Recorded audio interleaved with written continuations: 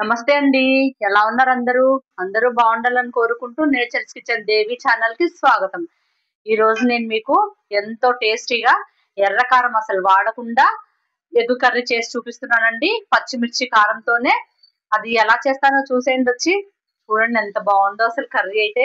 Smell కూడా చాలా అంటే చాలా బాగుందండి. టేస్ట్ కూడా అదిరిపోద్ది. ఎగ్ కర్రీ కోసం మసాలా రెడీ చేస్తున్నానండి. నేను ఒక 5 పచ్చిమిర్చి తీసుకుంటా. ఎందుకంటే దీంట్లో మనం ఎండుకారం ఏమి వాడమన్నమాట. ఓన్లీ పచ్చిమిర్చి కారమే ఉంటది. ఈ పచ్చిమిర్చి కూడా కొంచెం కారంగానే ఉన్నట్టున్నాయండి. 6 తీసుకున్నానండి. ఇది కూడా వేసేస్తున్నా.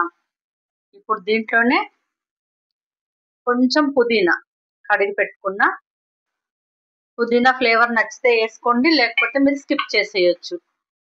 కొంచెం కొత్తిమీర అండి, కాడలతో సహా వేసుకుంటున్నా.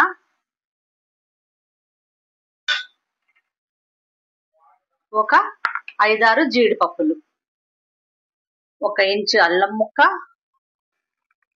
ఒక 10-15 వెల్లుల్లి రెబ్బలు వేసుకున్నా. దీంట్లో ఒక టమాటా వేసుకుంటా అండి. టేస్ట్ చాలా బాగుంటది. ఒక టమాటా వేస్తా.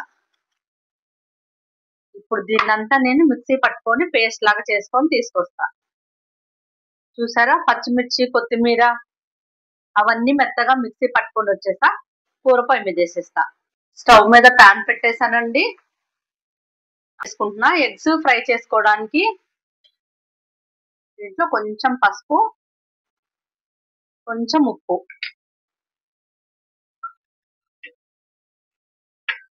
ఇప్పుడు ఉడకబెట్టి ఘాట్లు పెట్టుకున్న ఎగ్స్ ఇందులో వేసేస్తా.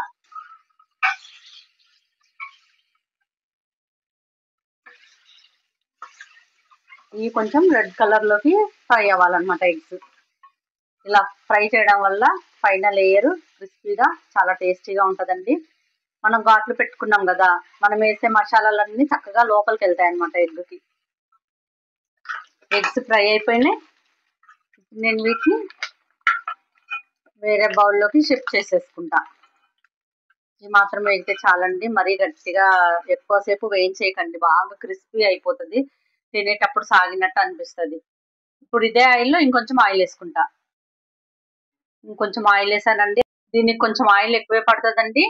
మీరు ఆయిల్ ఎక్కువ కావాలంటే ఎక్కువ వేసుకోండి, లేకపోతే తగ్గించేసుకున్నా పర్వాలేదు. ఆయిల్ వేడైపోయింది. పెద్ద ఉల్లిపాయలు ఒక 3 సన్నగా కట్ చేసి పెట్టుకున్నానండి. ఉల్లిపాయలు ఒక 2 పచ్చిమిర్చి కూడా కట్ చేసి వేసుకున్నా.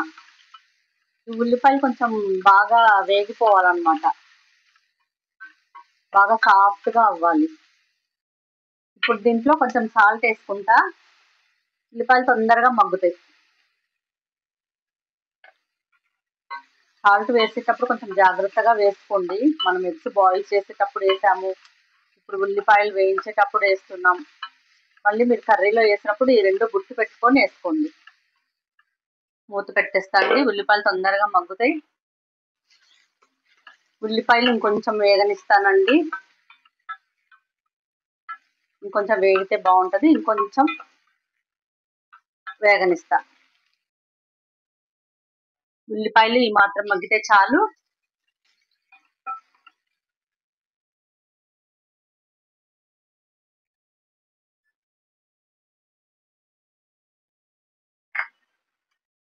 పసుపు వేసి బాగా కలుపుకోవాలి.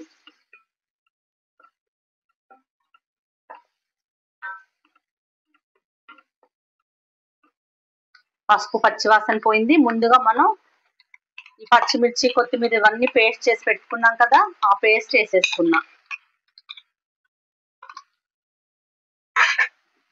ఇదంతా కూడా చక్కగా ఈ ఉల్లిపాయలతో కలుపుకోవాలి.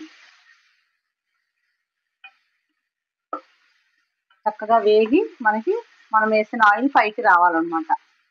అప్పుడు ఈ మసాలా చక్కగా వేగిపోయినట్టు. కాసేపు దీన్ని మూత పెట్టేసి వదిలేస్తా. చూసారా, మసాలా అంతా చక్కగా వేగిపోయింది. ఇప్పుడు నేను దీంట్లో కొంచెం పెరుగు వేసుకుంటున్నా. ఈ కప్పుతో ఒక 1/2 కప్ అంత తీసుకున్నా.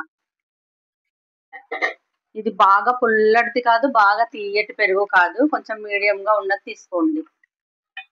మరి పుల్లగా ఉన్న బాగుండదు అనమాట, మరి తీయగా ఉన్న బాగుండదు అలా అని. ఇది ఒక ఉడుకు రావాలండి. పెరుగుని నేను డైరెక్ట్ గా వేసేయలేదు, కొంచెం చిలికినట్టు చేసి వేసుకున్నా అనమాట. ఇప్పుడు ఒక 10 సెకండ్స్ మూత పెట్టేస్తా.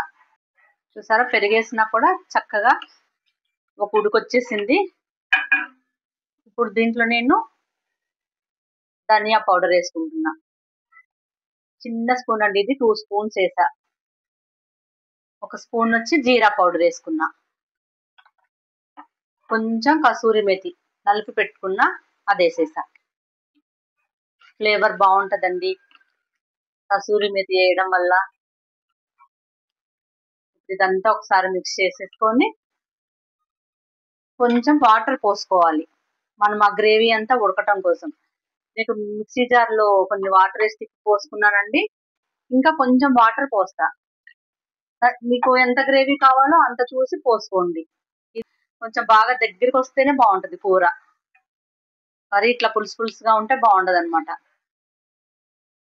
ఇప్పుడు నాకు కొంచెం ఇందులో ఉప్పు పడుతుందండి, మనం గ్రేవీలో ఏమి వేసి పట్టుకోలేదు కదా, అందుకే కొంచెం ఉప్పు వేసుకున్నా. ఇప్పుడు మీరు చూసి ఉప్పు కారం ఏమైనా తగ్గితే ఈ టైంలో వేసుకోండి. కారం తగ్గిందంటే మీరు ఎండు కారం వేయొద్దండి, పెప్పర్ పౌడర్ వేసుకోండి. ఎందుకంటే మనం ఓన్లీ పచ్చిమిర్చితోనే చేస్తున్నాం కదా దీన్ని, అందుకని. ఓకే అండి, దీన్ని మూత పెట్టి గ్రేవీ అంతా ఉడకనిస్తా. కర్రీ ఒకసారి కలుపుకోండి మధ్యలో.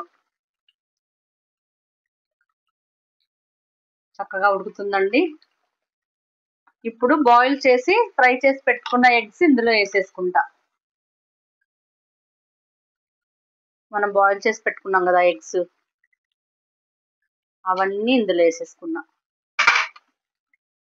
ఇప్పుడు మనకి ఈ మసాలా పేస్ట్ కూడా చక్కగా ఎగ్ లోపలికి వెళ్ళి చాలా టేస్టీగా ఉంటుంది. ఇంకొంచెం దగ్గరికి రానిస్తానండి నేను కూర. చూసారా అండి, మనం వేసిన ఆయిల్ పైకి వచ్చేసింది. ఇంకా మసాలా గిసాలా ఏమీ వేయనండి నేను, మసాలాలు ఏమి వేసుకోకుండానే ఇదంతా టేస్టీగా ఉంటది.